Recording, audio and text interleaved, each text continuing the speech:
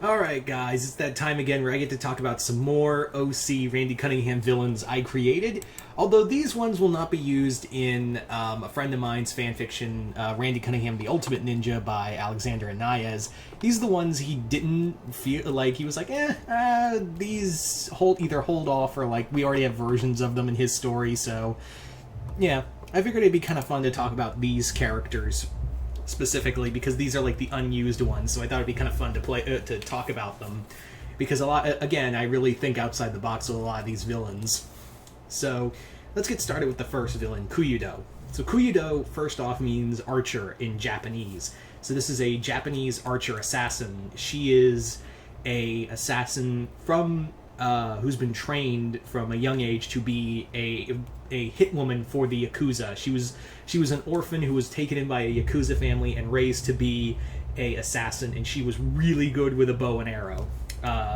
However, the difference here is that she's blind. She was actually born blind and left as an orphan on the streets, and then a head of a Yakuza family took her in and basically taught her like how to be he taught her archery and all that.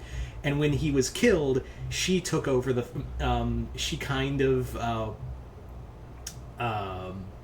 took over the family, but still kept as being a hitwoman. So when McFist hires her to hunt down the ninja, she's like, right on. So she more or less uses how she can she basically depends more on her hearing than she does any other of her senses. And how she has trick arrows, like I said, but how she tells them apart is like she has braille on the tips of the arrows to be like, okay, it's this arrow. So she does have like poison arrows, like grenade arrows, stuff like that. She's kind of a lot like Merlin from the Green Arrow comics, but she's lethal. She also doesn't have a lot of respect for Randy because all of his power comes from the mask, so it's not like he didn't train. She believes like he didn't train hard enough to get this title. Like he doesn't deserve this title because it was bestowed upon him, where she had to literally come from nothing to get this. Where his power came just because it was dropped on his lap, and also the money's pretty good because McFist puts out a hefty sum of money for the ninja to be killed. Anyway. So there you go. That is pretty much a bit about Cuyudo. Next up, we have Big Daddy Boom. Big Daddy Boom is this serial explosives expert who doesn't really show his face. It breaks into the net of Norrisville and tells them, "Hey, I'm Big Daddy Boom here, and I got explosives littered all over the city, and it's up to the ninja to solve my riddles to stop these explosives from going off." So Randy has to use his head, really use something he doesn't use often, his head, to figure out all these riddles and guesses and whatnot to stop each bomb, to figure out where each bomb is and disarm it. And each bomb and how to disarm it has a puzzle to it. So Randy has to really think outside the box to stop these explosives from going off. But when he finds Big Daddy Boom, he's just this overweight neckbeard in his living in his mom's cellar, yelling about why does Superman have a bi-son or something. He's one of those kind of people. So Randy just kicks the shit out of him, and he's like, no one ever looked at me, but now I'm going to be famous because now I'm a serial villain. He's like, you're also going to be thrown in prison. Your fat ass is going to be passed around like a Thanksgiving dinner. So Randy kicks the shit out of him because the final bomb was actually in Teresa's house, and when he finds it, he's like, I am gonna kick the shit out of this guy. After he disarms the bomb. So our next villain takes a little more to explain. The next villain on the list is not so much a villain, but more like a villain organization, and that is a group called Spire.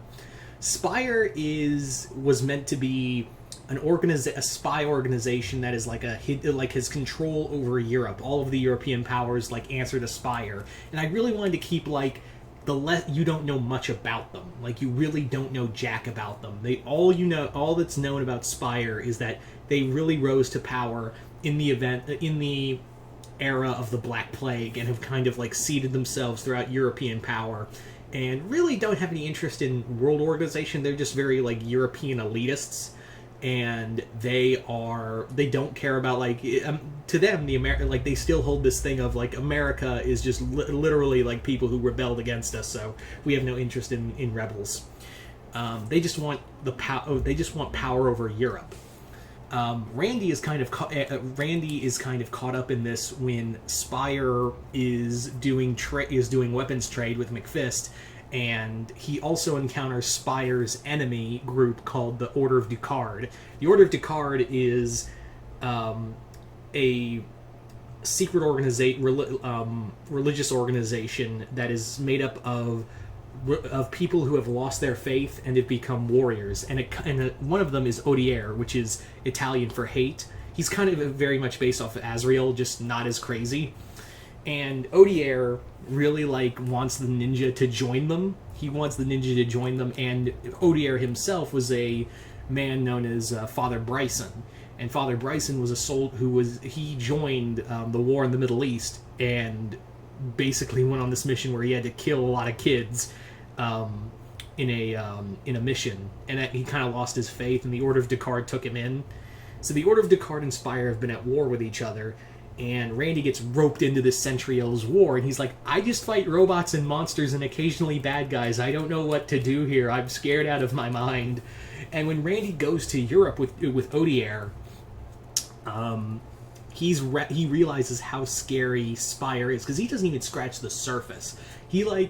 Spire doesn't really encounter them. There's agents everywhere. Like when he's checking into a hotel, he's like, Spire's watching you, and Randy's like, wait, what'd you say? Have a good day.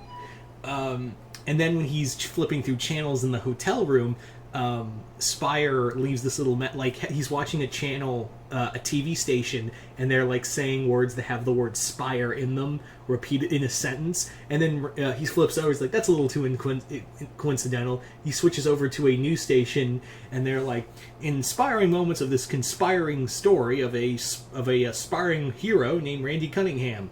We know you're here. And Randy's like, oh shit.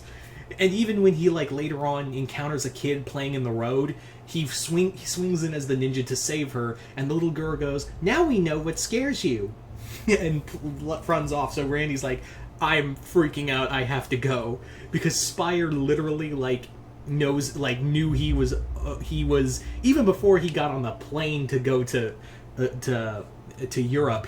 Spire was right there. So he's like, I don't do this, Odier. I gotta go. So I wanted a villain, because I wanted to have most criminal organizations get stupid. This one I wanted to be you don't know anything about them and they're terrifying. They've already won. They're fighting a shadow war for a reason, because they're so goddamn scary. And yeah, I didn't want to have these are the secret leaders, or there's agents and whatnot. No, they're already in control. And the Order of Ducard's fighting a rebellion that's kind of pointless against Spire. So Randy got thrown into this war, and he's immediately like, I'm out. That is too much. So that was pretty much the idea for Spire, was that I wanted to do a villain organization that was just so scary that you didn't know anything and you wanted to run away.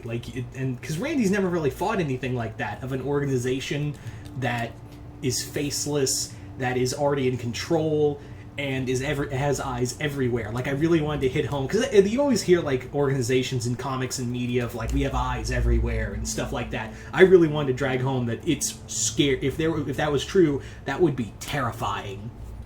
And especially for a guy who just fights fucking robots and magic all day, he wouldn't know how to deal with people who are real monsters. So, there you go, guys. That is pretty much another few characters from my Randy Cunningham 9th grade ninja villain list. You guys tell me in the comments below, what did you guys think of these villains? Did you guys like them, hate them? Comment below, let me know. And if you haven't already, go check out the link below, a link in the description to my Patreon. I got two new videos, one with non-comic lineup and a new Versus video, so if you're interested in that, hit the link below to my Patreon. Check those out and become a patron there if you haven't already. Other than that, I'm Mr. Multiverse. I'll see you next time in the multiverse.